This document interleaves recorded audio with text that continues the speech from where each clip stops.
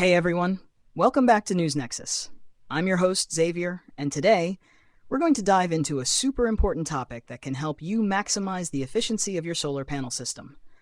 How to calculate the right cable size for your solar panels. Now you might be thinking, why do I even need to calculate cable size? Well, the right cable ensures that the energy your solar panels produce is efficiently carried to your battery, inverter, or appliance without losing too much power. It's also a matter of safety. Using the wrong cable size can lead to overheating or even cause a fire. But don't worry, I'll make this as simple as possible, even if you're not a technical person. So there are a few things we need to consider when calculating the right cable size. 1. The amount of electricity or current your system produces. 2. How far your cable needs to go. 3. The amount of energy lost as the electricity travels through the cable, called voltage drop. Let's break this down step by step. The first thing we need to know is how much current, or amps, your solar system is producing. This tells us how much electricity is flowing through the cable. The formula is really simple.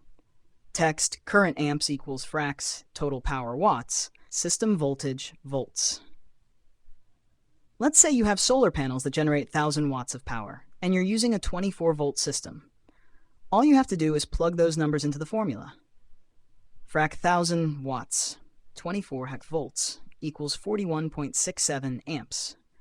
So the current in this example is 41.67 amps. This tells us how much electricity will be traveling through the cables. Now, we need to think about how long your cable will be.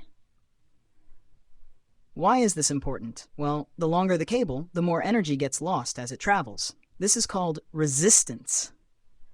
Let's say the cable needs to run 15 meters from your solar panels to your inverter. The longer the distance, the more careful we need to be about voltage drop. Speaking of voltage drop, this is where things can get tricky, but don't worry, I'm going to make it easy. Voltage drop means how much voltage or power gets lost as the electricity travels through the cable. We want to keep that loss below 2% to 3%, so we don't waste too much energy. Let's use our 24-volt system as an example. If we want to keep the voltage drop to 2%, here's how we calculate it. Text voltage drop equals text system voltage times text percentage drop. In our case, that's voltage drop equals 24 times 0.02 equals 0.48. This means we don't want to lose more than 0.48 volts in the cables. Now that we know the current, the cable length, and how much voltage drop we can afford, we can calculate the cable size. Here's a simplified formula. Cable size equals frac current amps times text cable length meters, text. Let's plug in the numbers from our example. We have minus 41.67 amps current, my 15 meters cable length, 0.48 volts voltage drop. Cable sac, 41.7 times 15.48, 13.1 mean. So the cable size comes out to be around 1,300 millimeters squares. But here's a pro tip. You always want to round up to the nearest cable size for safety. In this case, you might choose a 16 millimeter square or 25 millimeter cable to make sure your system can handle the current safely.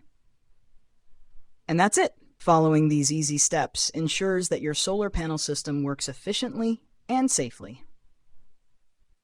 It might seem like a lot of numbers, but with these simple formulas, you'll always have the right cable size for the job. If you found this video helpful, be sure to hit that subscribe button and leave a comment if you have any questions. Thanks for watching, and see you next time on Nexus.